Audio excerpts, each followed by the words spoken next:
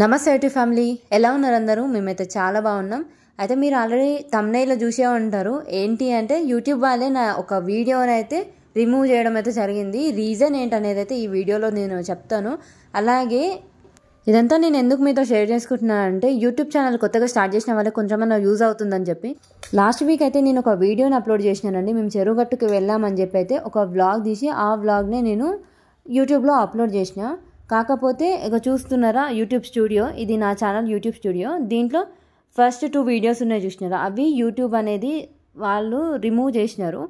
Reason ఏంటి అని చెప్పి నేను ఫస్ట్ అప్లోడ్ చేసినప్పుడు చూస్తే ఈ టర్మ్స్ అండ్ పాలసీస్ మీద క్లిక్ చేస్తే మనకి రీజన్ ఏందనేది ఇక్కడ చూపిస్తారు. ఇక్కడ నాకు రీజన్ వచ్చేసి చైల్డ్ సేఫ్టీ అనే దాని మీద అయితే యూట్యూబ్ వాళ్ళు ఈ వీడియోని అయితే రిమూవ్ చేసినారు. నేను వీడియోలో చూపించిన కదా, అక్కడ మార్క్ అయితే కనిపిస్తుంది కదా, ఆ మార్క్ దగ్గర ఏంటంటే నాకు చైల్డ్ సేఫ్టీ అనే పాలసీని నేను ఫాలో అవ్వలేదని చెప్పి నాకైతే ఆ మార్కు చూపిస్తూ వీడియోని అయితే రిమూవ్ చేసినారు. సరే అని చెప్పి నేను ఆ వీడియో క్లిప్ వరకు అక్కడ వరకు డిలీట్ చేసి మళ్ళీ అప్లోడ్ చేసిన సెకండ్ టైం. అప్పుడు కూడా సేమ్ నాకు అలానే మార్క్ చూపిస్తూ మళ్ళీ యూట్యూబ్లో అయితే నా వీడియోని అయితే రిమూవ్ చేసినారు. కాబట్టి నేనైతే కొత్తగా యూట్యూబ్ స్టార్ట్ చేసే వాళ్ళకి చెప్పేది ఏంటంటే, మీరైతే ఇలా నాలాగా మిస్టేక్ చేయకుండా ఫస్ట్ టర్మ్స్ అండ్ కండిషన్స్ అన్నీ మీరు ఒకసారి చూసుకొని చెక్ చేసుకున్న తర్వాతనే వీడియో అప్లోడ్ చేయండి. ఎందుకంటే ఒక వీడియో తీసి ఎడిట్ చేసి దాన్ని అప్లోడ్ చేయడానికి ఎంత టైం అవుతుందో, ఎంత కష్టపడాల్సి వస్తుందో నాకు తెలుసు. కాబట్టి నేనైతే మీకు ముందే చెప్తున్నా, ఏదైనా చెక్ చేసుకున్న తర్వాతనే అప్లోడ్ చేయండి. అలాగే మేము వెళ్ళిన టెంపుల్ గురించి నాకు తెలిసిన డీటెయిల్స్ అయితే మీతో షేర్ చేసుకున్నా. సో వీడియో మొత్తం స్కిప్ చేయకుండా చూడండి. నమస్తే యూట్యూబ్ ఫ్యామిలీ, ఎలా ఉన్నారు అందరూ? మేమైతే చాలా బాగున్నాం. అయితే ఇదైతే మండే రోజు బ్లాగ్. ఇక మేము ఆ రోజు అయితే చెరువుగట్టులో ఉన్న శ్రీ పార్వతి జడల రామలింగేశ్వర స్వామి దేవాలయానికి అయితే వెళ్ళాము. కాకపోతే మాకు అక్కడ టైమింగ్స్ అవి పూర్తిగా డీటెయిల్స్ తెలియకుండా కొంచెం ఇబ్బంది పడ్డాం. మీరు అలా పడకూడదని నా ఎక్స్పీరియన్స్ నేను మీతో షేర్ చేసుకుంటున్నా. సో వీడియో అంతా స్కిప్ చేయకుండా చూడండి. మీ కనుక ఈ వీడియో యూస్ఫుల్ అనిపించినట్టయితే ఖచ్చితంగా కామెంట్ చేయండి, లైక్ చేయండి. అలాగే ప్లీజ్ సబ్స్క్రైబ్ మై ఛానల్. ఇక రోజులానే ఆ రోజు కూడా నిద్ర లేచిన తర్వాత ఇంటి ముందు మొత్తం క్లీన్ చేసుకోవడం, ముగ్గేయడం అదంతా అయితే చేసిన. అయితే ముందు రోజు ఈవినింగే ఇంటి ముందు మొత్తం కడిగి ముగ్గేసినా కానీ నెక్స్ట్ డే ఉట్టిగా తూడ్చి ముగ్గేద్దాం అనుకున్నా. అయినా కానీ నాకు ఎందుకో సాటిస్ఫాక్షన్ అనిపించలేదు, ఎందుకంటే టెంపుల్కి కదా మనం వెళ్ళేది. అందుకని ఇల్లంతా ఊడ్చిన తర్వాత మళ్ళీ బయటకు వచ్చి మొత్తం కడిగి మళ్ళీ ముగ్గేసిన. ఇక అదంతా నా డైలీ మార్నింగ్ రొటీన్ అలానే ఉంటుంది కాబట్టి అంత టైం ఏం పట్టలేదు, అంత ఫాస్ట్గానే చేసేసిన. నేను ఎప్పుడు బయట కడిగినా కానీ అక్కడ ఉన్న మొక్కలు ఉంటాయి కదా, వాటికి వాటర్ పోస్తున్నాయి, ఆకుల మీద కూడా వాటర్ స్ప్రే చేస్తుంటా. ఎందుకంటే వాటి మీద కొంచెం దుమ్ము అవన్నీ పడి ఉంటాయి కదా. అందులో చెప్పాను కదా మా ఇంటి పక్కన కన్స్ట్రక్షన్స్ జరుగుతుందని చెప్పి, ఆ సిమెంట్ అదంతా కూడా పడుతుంది. అందుకని ఇక వాటర్ పోస్తే ఏంటంటే కొంచెం క్లీన్గా అవుతాయి కదా అని చెప్పి ఎప్పుడైతే వాటర్ పోస్తూనే ఉంటా. ఇక్కడ మీకు ఒక టిప్ చెప్పాలంటే, నేను ఆల్రెడీ నా ఓల్డ్ వీడియోస్లో అయితే చెప్తూనే ఉంటా. ఏంటంటే మొక్కలు అనేది మంచిగా పెరగాలి అంటే బియ్యం కడిగిన నీళ్ళు ఉంటాయి కదా, వాటిని అయితే పోయండి. ఇంకోటి ఏంటంటే ఆ బియ్యం కడిగిన నీళ్ళని ఒక 1-2 డేస్ స్టోర్ చేసి పోసినా ఏం లేదు, లేకపోతే డైరెక్ట్ ఆ రోజు కడిగిన వాటర్ని అలానే పోసినా ఏం లేదు. అలా చేయడం వల్ల ఏంటంటే మొక్కలకైతే బలం చాలా వస్తుందని చెప్పి మా అత్తమ్మ చెప్పినారు. అదైతే నేను ఖచ్చితంగా ఫాలో చేస్తుంటా. ఇన్ కేస్ మీకు కనుక తెలియకపోతే ఇక నుంచి ఫాలో చేయండి, రిజల్ట్ అయితే చాలా బాగుంటుంది. తర్వాత హెడ్ బాత్ చేసి ఇక గడపకైతే పసుపు రాసి బొట్లు అయితే పెట్టేసిన.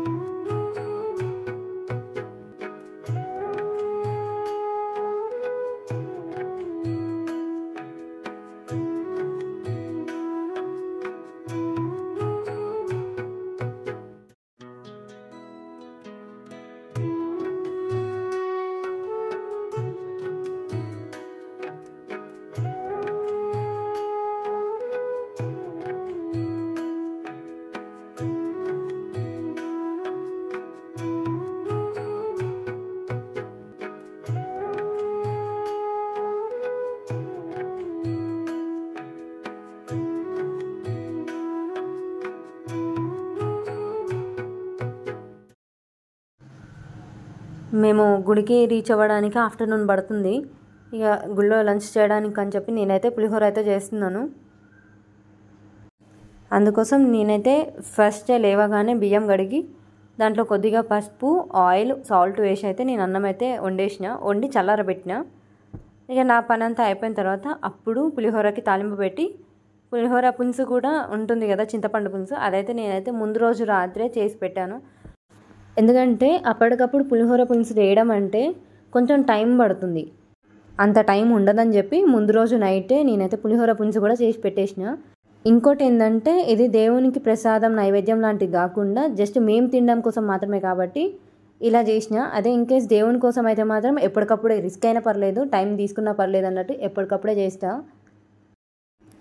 నాకు తెలిసి చాలా ఫ్యామిలీస్లో పులిహోర కూడా ఒక ఎమోషనే. అది ఎలా అంటారా, మన ఏ ట్రెడిషనల్ వంట అయినా ఫస్ట్ స్టార్ట్ అయ్యేది మాత్రం పులిహోరతోనే. ఏమంటారు? ఇంకా చెప్పాలంటే ఏదైనా ఫెస్టివల్స్కి ప్రసాదాలు చేయాలన్నా, దేవుని కోసం నైవేద్యాలు చేయాలన్నా, ఇంకా ఫ్యామిలీస్తో పిక్నిక్కి వెళ్ళాలన్నా, దేవుని దర్శనాలకు వెళ్ళాలన్నా, తిరుపతి, శ్రీశైలం ఏదైనా దేవస్థానాలకు వెళ్ళాలన్నా మనం చేసుకొని వెళ్ళేది మాత్రం పులిహోరనే. ఏమంటారు?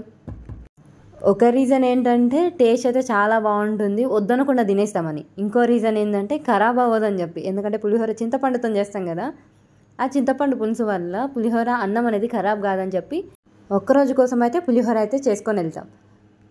ఇక ఎలాగో పులిహోర చేసుకెళ్తున్నాం కాబట్టి బయట ఫుడ్ కూడా ఏం తినము, దానివల్ల మనీ అయితే సేవ్ అవుతుంది. ఏమంటారు? అందుకే అన్నానండి పులిహోర అదొక ఎమోషన్ అని చెప్పి.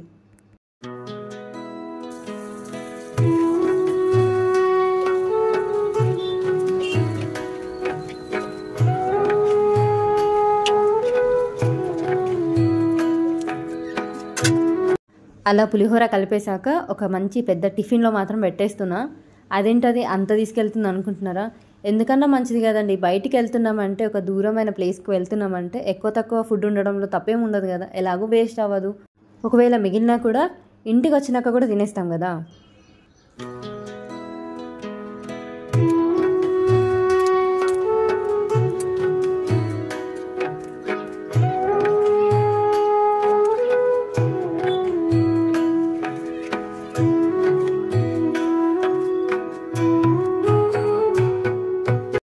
ఇక ఇదే పులిహోర మాకు ఆ రోజు morning tiffin, afternoon lunch, night dinner, ఈ 3 ఇదే కవర్ అయిపోయింది.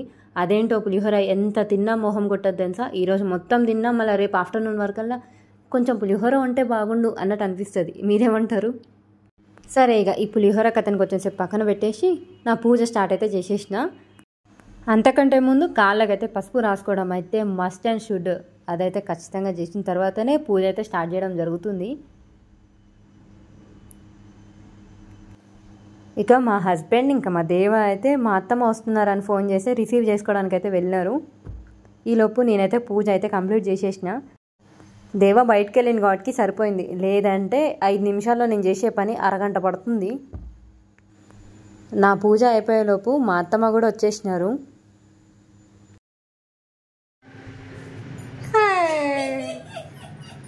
అత్తమ్మ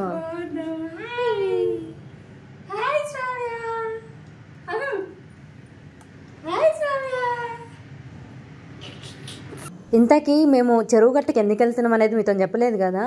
ఒడిబియ్యం పోయడానికి వెళ్తున్నాం, అందుకన్నట్టు మా అత్తమ్మ కూడా వచ్చినారు గుడికి పోవాలని చెప్పి. ఇక ఒడిబియ్యం అయితే కలుపుతున్నాము.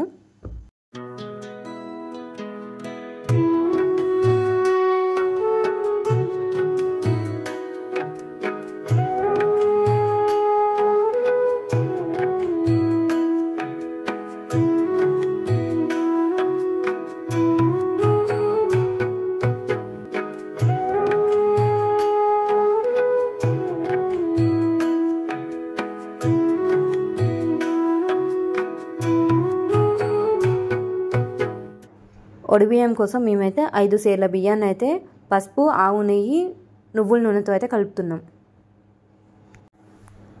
ఇదైతే తెలియని వాళ్ళ కోసం చెప్తున్నా. ఇన్కేస్ మీరు కనుక ఒడిబియ్యం పోయాలనుకుంటే మాత్రం ఒడిబియ్యంతో పాటు ఒక 10 జాకెట్ ముక్కలు, అలాగే 10 తమలపాకులు, 5 వక్కలు, 5 ఎండు ఖర్జూరం, అలాగే 5 కుంకుమ పసుపు ప్యాకెట్లు కూడా వీటితో పాటు కలిపి ఒడిబియ్యం పోయాలి. మేమైతే అలానే చేసినాం కాబట్టి మీకు కూడా అలానే చెప్తున్నాం. అలాగే ఎవరైనా చీర పెట్టాలనుకున్నా అలా కూడా పెట్టచ్చు. ఇక మేమైతే మొత్తం ప్యాక్ చేసుకొని టెంపుల్కి అయితే స్టార్ట్ అయిపోయాం. ఇక దేవాలయం గురించి చెప్పాలంటే తెలంగాణ రాష్ట్రం నల్గొండ జిల్లా నార్కెట్పల్లి మండలంలో చెరువుగట్టు అనే గ్రామంలో చెరువుగట్టు జాడల రామలింగేశ్వర స్వామి దేవాలయం అయితే ఉంది. ఆలయం ఒక చిన్న కొండపై ఉంటుంది. మేమైతే రీచ్ అయిపోయామండి దేవాలయానికి. దేవాలయానికి ఎదురుగానే నంది విగ్రహం అయితే ఉంటుంది. స్టార్టింగ్లోనే పెద్ద నంది విగ్రహం ఉంటుంది. చూస్తున్నారుగా, ఇదే శ్రీ పార్వతీ జడల రామలింగేశ్వర స్వామి దేవాలయం.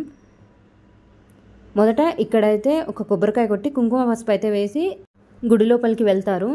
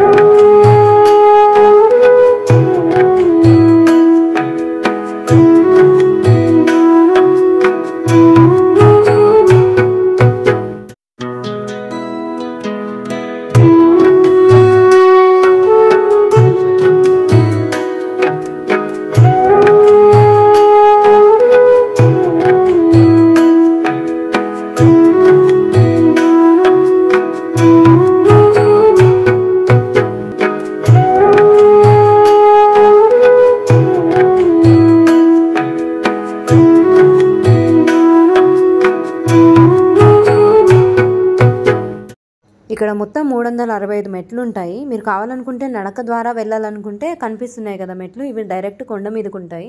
ఇలా అయినా వెళ్ళొచ్చు, లేదా వెహికల్లో వెళ్ళాలనుకుంటే పక్కన రోడ్డు మార్గం కూడా ఉంటుంది, అలా కూడా వెళ్ళొచ్చు. అలా రోడ్డు మార్గంలో వెళ్తుంటే కుడివైపు పెద్ద శివుని విగ్రహం ఉంటుంది. చూడడానికైతే చాలా అంటే చాలా బాగుంటుంది. ఇక్కడ మీకు విషయం చెప్పడం మర్చిపోయాను. ఇన్కేస్ మీరు రోడ్డు మార్గంలో వెహికల్తో వెళ్ళాలనుకుంటే మాత్రం అక్కడ వాళ్ళకు కొంత మనీ అయితే పే చేయాల్సి ఉంటుంది. 50 రూపీస్ అయితే తీసుకుంటారు. చూస్తున్నారుగా గర్భగృహం, అదే అండి ప్రధాన ఆలయం. అక్కడ శిలల మధ్యలో ఉంటుంది. మేము గుడి దగ్గర చేరుకునేసరికి టైం అయితే మధ్యాహ్నం 1 అయింది. ఆ టైంకి గుడి అయితే మూసివేస్తారంట, దేవాలయం అనేది మూసివేస్తారంట. మాకు ఆ విషయం తెలియలేదు. అయితే ఇక్కడ మీకు టైమింగ్స్ చెప్తున్నా చూడండి. మీరు ఇన్కేస్ కనుక గుడికి వెళ్ళాలనుకుంటే టైమింగ్స్ అయితే మార్నింగ్ 6 o'clock నుంచి, అంటే ఉదయం 6 గంటల నుంచి మధ్యాహ్నం 1 గంటల వరకు ఉంటుంది. తిరిగి మళ్ళీ మధ్యాహ్నం 3 గంటల నుంచి రాత్రి 8 గంటల వరకు అయితే గుడి అనేది తెరిచి ఉంటుంది. ఇక మా దేవాకి మేము గుండు చేద్దాం అనుకున్నాం కాబట్టి మేము వెళ్ళేసరికి అది కూడా క్లోజ్లోనే ఉంది. మళ్ళీ 3కి ఓపెన్ చేస్తారంట. 3 వరకు వెయిట్ చేసి తర్వాత 3కి దేవాకి గుండు చేయించుకొని మళ్ళీ అక్కడ ఒక కోనేరు ఉంటుంది. ఆ కోనేరులో స్నానం చేయించిన తర్వాత అప్పుడు గర్భగుడికి మనం వెళ్ళాల్సి ఉంటుంది.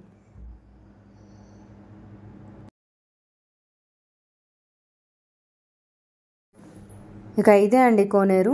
నార్మల్గా గుడి లోపలికి వెళ్ళాలనుకుంటే భక్తులందరూ ఇక్కడికి వచ్చి స్నానాలు చేసిన తర్వాత అప్పుడు గుడి లోపలికి వెళ్తారు.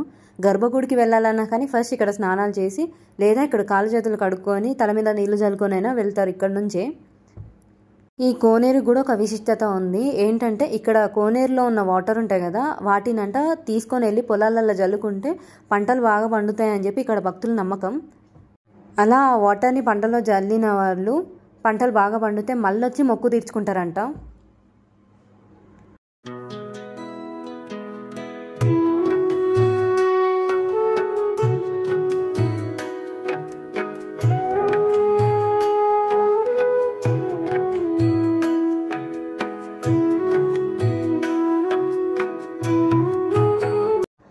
అలా స్నానాలు చేసుకున్న తర్వాత ప్రధాన ఆలయంలోకి వెళ్ళాలి. అలా ప్రధాన ఆలయానికి వెళ్ళడానికి మార్గం ఇదేనండి, చూపిస్తున్నాను కదా, 3 గుండ్ల దర్శనం అని చెప్పి. ఇలా మెట్ల ద్వారా వెళ్ళొచ్చు. అలా వెళ్ళడానికి కూడా మనిషికి 10 రూపాయలు ఛార్జెస్ అయితే తీసుకుంటారు. చూస్తున్నారు కదండి, మెట్లు అయితే అలా శిలల మధ్య ఉంటాయి. మా హస్బెండ్ వాళ్ళ చిన్నప్పుడు కూడా మా అత్తమ్మ వాళ్ళు వెళ్ళే వాళ్ళంట. కాకపోతే అప్పుడు ఇలా మెట్లు అయితే ఏం లేవు, ఇనుప మెట్లు అయితే ఏం లేకుండా చిన్న శీలల్నే ఆ కొండలకి కొట్టి ఉండేవంట. వాటిని పట్టుకొని వాళ్ళు పైనకి వెళ్ళే వాళ్ళంట దేవుని దర్శించుకోవడానికి. అలా మెట్లెక్కిన తర్వాత దేవుని దర్శించుకోవాలంటే ఇలా శిలల మధ్య నుంచి వెళ్ళాలి. చూస్తుంటే చాలా భయంకరంగా ఉంది కదా, చాలా చిన్న సందులాగా ఉంది కదా. కాకపోతే ఇక్కడ విశిష్టత ఏంటంటే దేవుని స్మరిస్తూ ఈ రాళ్ళ మధ్య నుంచి ఎంతటి లావుగా ఉన్న వాళ్ళైనా కానీ పడతారంట. ఒకవేళ ఇన్కేస్ ఏమన్నా పాపాలు చేసినా లేకపోతే ఇంకేమన్నా చెడు దృష్టితో ఉన్న వాళ్ళైతే పట్టారని అయితే దేవాలయం చరిత్రలో ఉంది. అలాగే ఇక్కడ భక్తులు కూడా అలాగే నమ్ముతారు. అలా పైనకి వెళ్ళిన తర్వాత కొండ మీద శివలింగం చూసారా, అక్కడైతే ఆవు పాలతోనే అభిషేకం చేస్తారు. భక్తులే డైరెక్ట్ అక్కడ పాలతో అభిషేకం చేయొచ్చు. ఇక అక్కడ కూర్చున్న పూజారి అయితే తన దగ్గర ఉన్న తెల్ల బొట్టుతోని మనకి బొట్టు పెట్టి ఆశీర్వదిస్తాడు. ఇదే అండి చుట్టుపక్కల పైనుంచి కొండపై నుంచి చూస్తే చెరువుగట్టు ప్రాంగణం ఎంత బాగుందో కదా, చాలా అంటే చాలా పీస్ఫుల్గా కూడా ఉంది. మేము వెళ్ళేటప్పటికి వెదర్ అంతా కూల్గా ఉండడం వల్ల ఇంకా ప్లెజెంట్గా ఉంది. ఇక పైన దేవుని దర్శించుకున్న తర్వాత పక్కన ఇలా ఇనుప మెట్లతోని కిందికి వెళ్ళడానికి కూడా ఉంటుంది. ఇందాక చెప్పాను కదా 3 గుండ్ల నుంచి పైనకి వెళ్ళడానికి, అలా వెళ్ళలేని వాళ్ళకి ఇనుప మెట్లు కూడా ఉంటాయి, దిగడానికి కూడా ఇనుప మెట్లు ఉంటాయి. అలా దేవుని దర్శించుకొని కొండ దిగి వచ్చిన తర్వాత మేము కింద దేవునికి ఒడిబియ్యం అయితే పోస్తున్నామండి.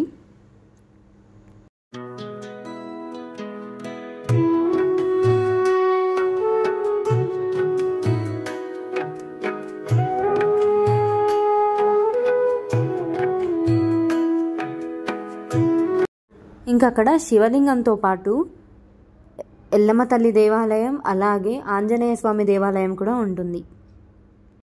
ఇక కొండ దిగాక పార్వతీదేవి దేవాలయం కూడా ఉంటుంది. శివలింగాన్ని దర్శించుకున్న తర్వాత తప్పకుండా ఈ పార్వతీదేవిని కూడా దర్శించుకుంటారు. ఈ పార్వతీదేవి ఆలయంలో ఏదన్నా మొక్కుకొని కోరిక తీరిన తర్వాత కోడెద్దులను దేవతకి కానుకగా సమర్పిస్తారంట.